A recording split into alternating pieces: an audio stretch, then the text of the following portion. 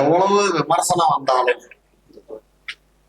எவ்வளவு நக்கல் நையாண்டி பண்ணாலும் என்னுடைய நிலை இதுதான், என்னுடைய கருத்து இதுதான் அப்படிங்கறத ஆணித்தரமா எந்த இடத்துலயும் யாருக்காகவும் எதையும் மாற்றிக்கொள்ளாமல் தன்னுடைய நிலைப்பாட்டில் நிலையா இருக்க முடியாது. ஒரே ரத்னம், எங்க ரத்னம் எங்க ஊருக்காரரு. அவங்க பாத்தீங்கன்னாக்கா தலைமுறையா ஜோதிடம் தான். அவன் தம்பியும் தயாராயிட்டான், அவன் வேலையை விட்டுட்டு அவனும் வந்து தயாராயிட்டான். அது பேச்சு சிறப்பா இருக்கும், கவனி. அனைவருக்கும் வணக்கம். இந்த மேடையில் எனக்கு இந்த வாய்ப்பை கொடுத்த ஐயா சக்தி சுவாமி அவர்களுக்கும் மற்றும் எனது நண்பர் ஐயா ஜானகிராமன் அவர்களுக்கும் மற்றும் ஜோதிட ஜாம்பா அவர்களுக்கும் நன்றியை தெரிவித்துக் கொள்கின்றேன். யாரெல்லாம் இதுல ப்ரொஃபஷனலா அஸ்ட்ராலஜி பாக்குறாங்க அவங்க எல்லாம் முன்னாடி உட்காருவாங்க. முடிய போது எல்லாரும் கொஞ்சம் முன்னாடி வந்துருங்க. யாரெல்லாம் இதுல வந்து தொழில்முறை ஜோதிடர்கள் யாருமே இல்லையா? இல்ல, எல்லாருக்கும் ஒரு தயக்கம் இருக்கு. என்ன எல்லாருமே தொழில்முறை ஜோதிடர்களா? காலையில இருந்து நீங்க இவ்வளவு மீட்டிங் கவனிச்சீங்கல்ல, இதுல இருந்து என்னென்ன விஷயம் எல்லாம் நீங்க கத்துக்கிட்டீங்க? ஏன் அப்படின்னா, ஒரு விழா நடத்துறது அவ்வளவு சாதாரண விஷயம் இல்ல. அதே சமயத்துல கீழே உட்கார்ந்து கேட்கறது அதை விட சாதாரண விஷயம் இல்ல. ஏன் அப்படின்னா, கேட்கறவங்களுக்கு தான் பொறுமை ஜாஸ்தி தேவை. சொல்றவங்க வந்து கருத்தை சொல்லிட்டு போயிடுவாங்க. அப்படிங்கும் போது காலையில இருந்து நிறைய கருத்துக்கள் நீங்க தெரிஞ்சுக்கிட்டீங்க. அப்ப ஒரு அஸ்ட்ராலஜர் அப்படிங்கிறவங்க எப்படி இருக்கணும் அப்படின்னா, இந்த முறையில தான் ஜாதகம் பார்க்கணுங்கிற முறையே இல்லை. எல்லா முறையிலையும் நம்ம ஜோதிடத்தை பார்க்கலாம். காரணம் என்னன்னா, யாரு ஜாதகம்லாம் இதுல நல்ல ஜாதகம், யார் ஜாதகம் சரியில்லாத ஜாதகம், நல்லா இருக்கவங்க மட்டும் கை தூக்குங்க. ஏன்னா ஒருத்தவருக்கு தான் ஜாதகம் நல்லா இருக்கா? எல்லாருக்கும் நல்லா இருக்கிறதுனாலதான் நீங்க இன்னொருத்தவங்களுக்கு ஜாதகம் பார்க்கக்கூடிய ஜோதிடரா மாறி இருக்கீங்க. இந்த கான்பிடென்ட் என்னைக்கு உங்களுக்கு வருதோ அன்னைக்கு மட்டும் தான் நீங்க ஜெயிக்க முடியும். எதுக்க 1000 புத்தகங்களை கரைச்சு குடிச்ச ஆசானே இருந்தாலும் நீங்க பயப்படக்கூடாது. காரணம் என்னன்னு வச்சுங்களேன், உங்க இன்ட்யூஷன் பவர் உங்களுக்கு தான் வேலை செய்யும். அவரு 100 புக்கு படிச்சிட்டாருங்கிறது அந்த புக்கோட பலன் நமக்கு வராது. அது மட்டும் இல்லாம கிரகங்களோட தன்மை நமக்கு நல்லா இருக்கணும். அப்பதான் நாம 1000 புத்தகம் படிச்சாலும் அந்த மாதிரி ஜாதகம் வரும்போது அதில் அப்ளை பண்ண யாரு ஒருத்தவங்களுக்கு தெரியுதோ அவங்கதான் ப்ராப்பரா உள்ளவங்கன்னு அர்த்தம். அப்ப 1000 புத்தகங்கள் படிச்சாலும் உங்களோட அனுபவங்கள் மட்டுமே ஒரு ஜாதகத்தில் ப்ராப்பரா வேலை செய்யும். அப்ப எதெல்லாம் நம்ம அனுபவத்துல கண்டுபிடிச்சிருக்கோம். இப்ப என்னை விட எல்லாருமே மோஸ்ட் சீனியர். நான் பரம்பரை வாரியா சீனியர். நான் வந்து 18ஆவது தலைமுறை ஜோதிடர். இந்த துறைக்கு நான் வரவே கூடாதுன்னு சத்தியம் பண்ணிட்டு போனேன். நான் MBA படிச்சிருக்கேன். நான் வந்து பேங்கிங் ஸ்டாஃபா இருந்திருக்கேன். என் தம்பி DMA ஆட்டோமொபைல் இன்ஜினியர். அப்ப எல்லாருமே நான் வந்து எங்க வீட்டுல 18ஆவது தலைமுறை, என் தம்பி 19ஆவது தலைமுறையா வந்துட்டா. அப்ப எங்க தாத்தா எல்லாம் பாத்தீங்கன்னா பார்த்தோன்னே ஒரு லக்னத்தை குறிச்சு இப்பதான் சாப்பிட்டாரு. எங்க அப்பாவுக்கு வாட்ஸ்அப்னா கூட என்னன்னு தெரியும். எங்க அப்பா எல்லாம் 22 வயசுல ஜாதகம் பார்க்க ஆரம்பிச்சாங்க. எங்க அப்பாவுக்கு 76 வயசு ஆகுது. இன்னமும் மேனுவலா தான் ஜாதகம் கையால தான் எழுதுறாங்க. எங்க வீட்டுல இன்னைக்கு 50 பேர் ஜாதகம் பாக்குறாங்க. அப்ப மாற்றம் என்பதை நாம கிளைண்ட் எதிர்பார்க்கறத விட நாம முதல்ல கொண்டு வரணும். அப்ப வாழ்க ஜோதிடம், வளர்க ஜோதிட ஒற்றுமைன்னு சொன்னா மட்டும் போதாது. அப்ப ஒரு விஷயத்த நாம கடைபிடிக்கணும் அப்படின்னா, பரிகாரங்கள் வேலை செய்யாதாங்கய்யா. காலைல அப்ப ஏன் வந்து விமலன் ஐயா பேசும்போது யாருமே ஒண்ணும் சொல்ல? கரெக்டா? ஏன் அப்படின்னா, ஜோதிடம்ங்கிறதே ஐயா காலபுருஷ தத்துவம் போயிட்டாங்க. காலபுருஷ தத்துவத்துக்கு புதன் எத்தனாவது வீடுங்க? 3. அப்ப 6ங்கிறது என்னங்க? எதிரி. அப்ப ஜோதிடத்துல எதிர்ப்பு இருந்தாதான் நிறைய விஷயங்கள் கத்துக்க முடியும். சரிங்களா? அப்ப அதையும் நம்ம கிரக காரகத்துவமாவும் விஷயமாவும் தான் பார்க்கணும். சரிங்களா? அப்ப இன்னொரு அம்மா சொன்னாங்க, அவங்க சொன்னாங்க சூப்பரான விஷயம், எல்லாமே அப்டேட்ல இருக்கணும். உண்மை.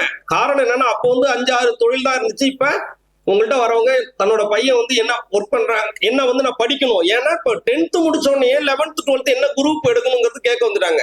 அப்ப நீங்க அப்டேட்டடா இருக்கணுமா இல்லையா? யார்கிட்டலாம் ஆண்ட்ராய்டு போன் கையில இருக்கு? உங்க போன் அப்டேட் கேட்குமா? பண்ணாம இருங்களேன். நான் வந்து பாரம்பரிய பரிகாரத்தெல்லாம் குறைய சொல்லல. அதே சமயத்துல நான் வந்து இன்னும் பஸ்ல போக மாட்டேங்க, நான் காசிக்கு பரிகாரம் நடந்தே போயிட்டு வரேன்னா போயிட்டு இந்த ஜென்மத்துல வந்துட முடியுமா? நான் இன்னும் மயில் இறையில தான் இங்க தொட்டு எழுதுவோன்னா எழுத முடியுமா? அப்ப அந்த காலத்துல தேர்ல தான் பண்ணணும். இப்போ ஒரு தேரை நவுத்த முடியுதா? சொல்லுங்க. இப்போ ஒரு தேர்ல யாராவது சவாரி பண்ண முடியுமா? ஷேரட்டு குதிரையை கட்டி போயிட முடியுமா? இப்ப கார்ல போயிடுறோமா இல்லையா? அப்ப காரகத்துவம் மாறல, பரிமாணங்கள் மாறிடுச்சு. இதைத்தான் என் பரிகாரத்துல நான் அப்ளை பண்றேன். சரிங்களா? இப்ப வந்து யாருக்கெல்லாம் ஒரு விஷயம் ரோகிணி ஆக்டிவேட் பண்ணுமா, ஆட்டோல போய் பாருங்க, ஆட்டோமேட்டிக்கா சக்சஸ் ஆகும்னு சொல்றோம். அதை கிரக காரகத்துவமா நீங்க பார்க்கணும். அதை காமெடியா நீங்க பார்த்தா காமெடி தான். சரிங்களா?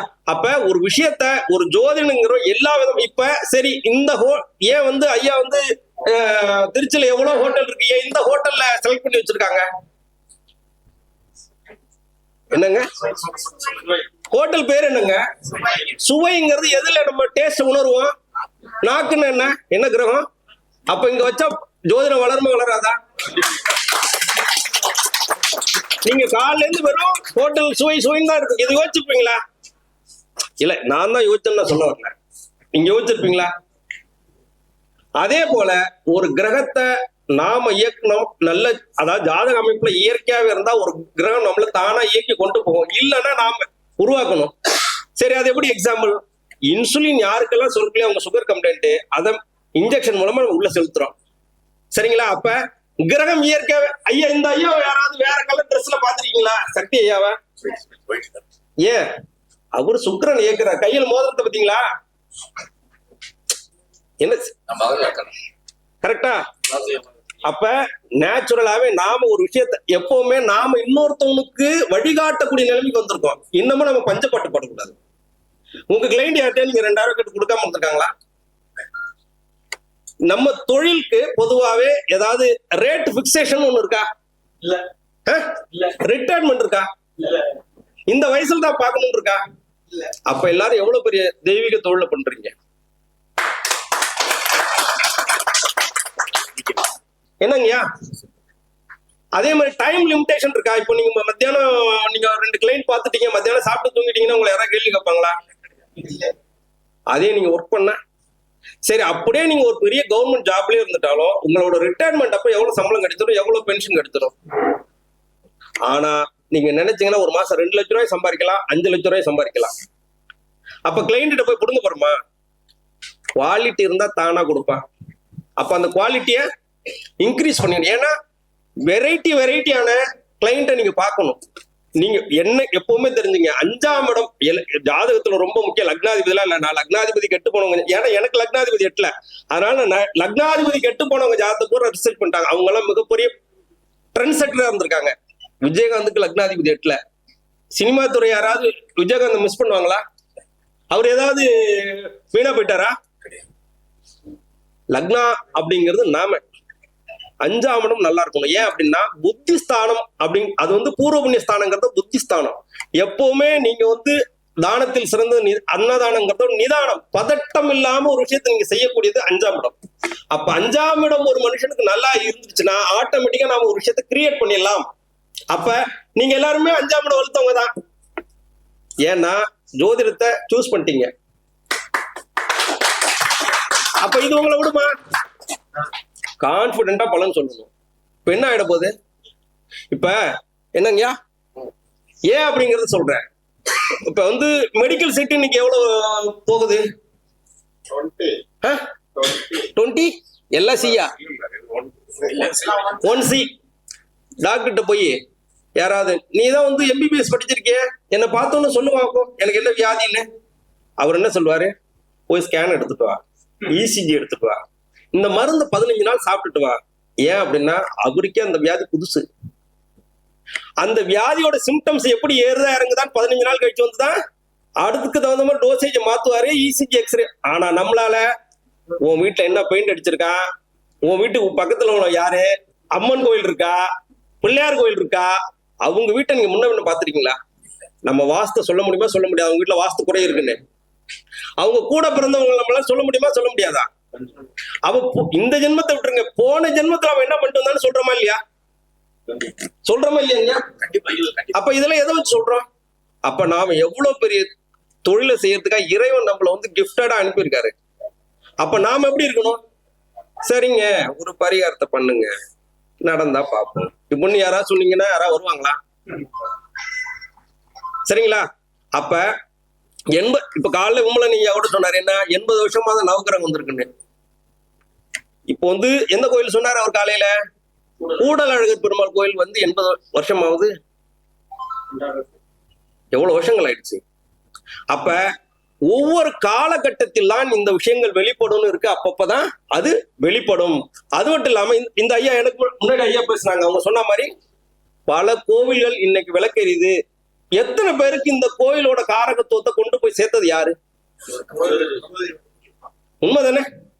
யாருக்கு இப்ப சிறுவாபுரி முருகன், திருச்செந்தூர் முருகன் கோயில் அளவுக்கு சிறுவாபுரி முருகன் கோயில் இந்த அளவுக்கு ஃபேமஸா இருக்குன்னு என்ன காரணம்?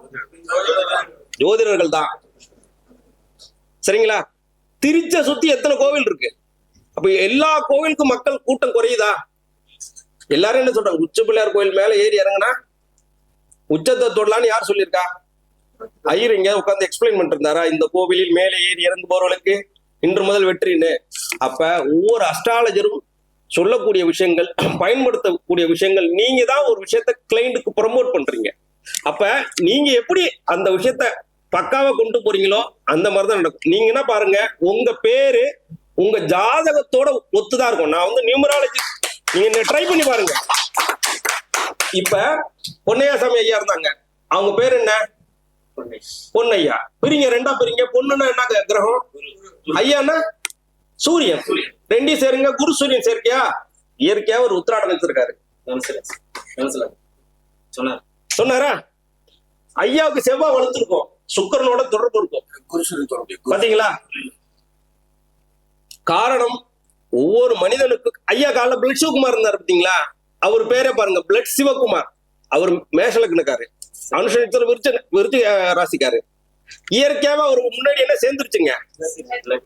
அவர் போய் நியூமராலஜி படி வச்சாரா? நேச்சுரலாவே ஒவ்வொருத்தவங்க பேருக்கும் அப்படித்தான் இருக்கும். நான் பாருங்க விருச்சிக லக்னம், என் பேர் ரத்னகுமார். அப்ப இறைவன் டிசைன் பண்ணி அனுப்பும் போதே அப்படித்தான் டிசைன் பண்ணி அனுப்பியிருக்கான். நாம தான் அதை புரியாம போட்டு கன்ஃபியூஸ் பண்ணிக்கிட்டு இன்னமும் யாருக்கெல்லாம் ஜோதிடம் பார்க்க தயக்கமா இருக்கு. வெற்றி செவ்வாயோட தொடர்பு தான் நிச்சயமா வெற்றிவேல் தான்.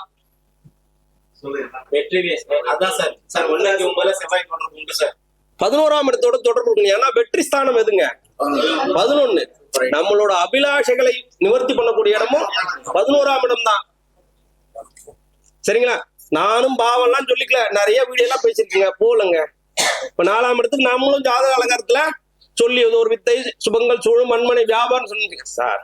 இப்ப வரவங்க எல்லாம் கிளைண்ட் ரொம்ப ரொம்ப அட்வான்ஸ். எனக்கு கேளுங்க, இல்ல மக்களோட நிலைமை சொல்றேன்.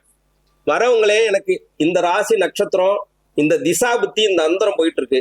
எனக்கு இந்த கேள்விக்கு நான் இன்னொரு அஸ்ட்ராலஜிட்ட பார்த்துட்டேன், அவர் பரிகாரம் சொல்லி நடக்கல, நீங்க என்ன சொல்றீங்கன்னு கேக்குறாங்க. அப்ப நாம எவ்வளவு அட்வான்ஸா இருக்கணும்? அப்ப ஒவ்வொரு மனுஷனும் யார் தெரியுங்களா சிறந்த குரு? தானும் பிராக்டிஸ்ல இருந்து வரக்கூடியவங்களுக்கும் சொல்லக்கூடியவங்க தான் குரு. நீங்க 20 வருஷத்துக்கு முன்னாடி கத்துக்கிட்டு பிராக்டிஸ் இல்லாம இப்ப இருந்தீங்கன்னா, அப்டேட் இல்லைன்னா ஜெயிக்க முடியாது. காரணம் என்னன்னா, இப்ப ஒரு ஐயா தப்பறதுங்க, இப்ப சக்தி ஐயாட தான் ஜாதகம் பார்க்கணும் திருச்சிலன்னு என்ன இருக்கு? கிடையாது. அப்ப நாம நிறைய வீடியோஸ் போட்டு நம்ம முகம் மக்கள் மனசுல ரிஜிஸ்டர் ஆனா மட்டும்தான் நம்மளோட திறமை.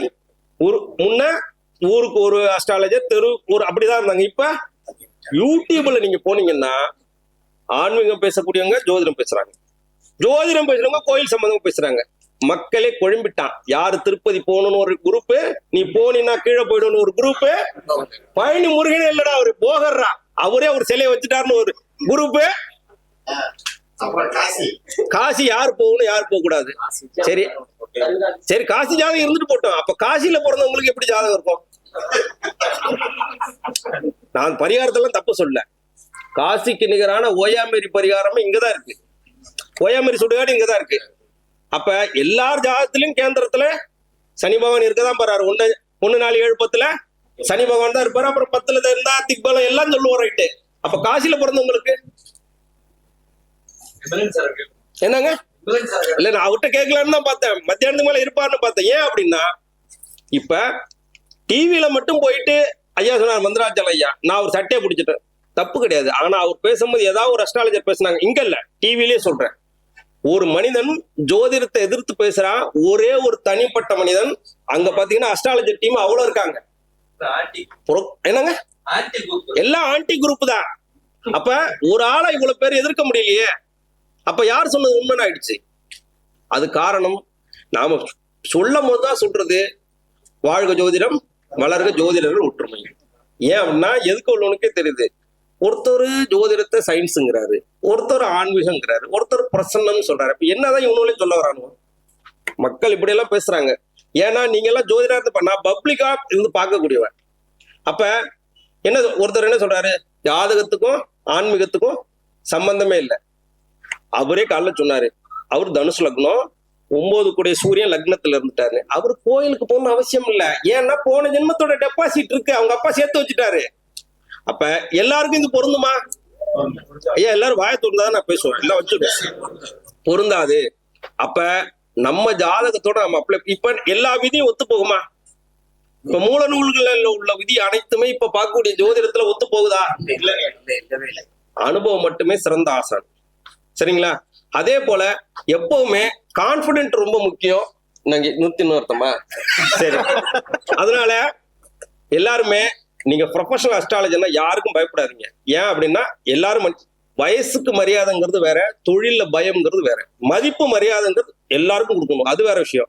ஆனா அவர்கிட்ட இதை சொல்லி மாட்டிக்கும், எல்லாரும் சொல்லி மாட்டிக்கிட்டு வந்தவங்க தான். சரிங்களா? எல்லா டாக்டரும் படிச்சுட்டு போனவங்க எல்லாம் ஆபரேஷன் பண்ணி சக்சஸ் ஆகுறது இல்ல. அதே போல நீங்க எதை பத்தியும் பயப்படாதீங்க, ப்ராப்பரா பாருங்க. உங்க கிளைண்ட் யாரை நம்பி வரான்? உங்களை நம்பிதான் வரான். நீங்க சொல்லக்கூடியதான் வேத வாக்கு. நீ போயா நடக்கும் சொல்லுங்க, நடக்கும். சரிங்களா? அப்ப நாம கொடுக்கக்கூடிய கான்பிடன்ஸ், ஏட்ட வர எல்லாருமே சார் உங்க பரிகாரம் சிம்பிளா இருக்கும். அதே சமயத்துல பயமுறுத்த வேண்டிய அவசியமே இல்லைங்க. ஏன் அப்படின்னா யார் ஜாதகம் நல்லா இருக்கு, நல்லா இருக்காது, யார் ஜாதகம் நல்லா இருக்காது. ஏன் அப்படின்னா நல்லா இருந்தா நாம ஏன் இந்த மக்கள் கத்திட்டு கிடக்க போறோம்? அப்ப நாம நம்மள ரெப்ரசன்டேட்டிவா கடவுள் இருந்தா, இறைவனுக்கு அப்புறம் வழிகாட்டக்கூடிய ஆற்றல் யாருக்கு இருக்கு? அப்ப நம்ம எவ்வளவு பெரிய இடத்துல இருக்கோம். அந்த கான்பிடன்ட் இயற்கையாவே உங்களுக்கு உங்க கிளைண்ட் நீங்க ஜெயிக்க வச்சுங்கன்னா நீங்க தான் சரியான பர்சன். நீங்க சம்பாதிக்கிறத விட நிறைய பேரை ஜெயிக்க வச்சுங்கன்னா அந்த விஷயம் உங்க வாழ்க்கையில உங்களை உயர்த்தும் அப்படின்னு சொல்லி எனக்கு இந்த வாய்ப்பை ஏற்படுத்தி கொடுத்த அனைவருக்கும் நன்றி, வணக்கம்.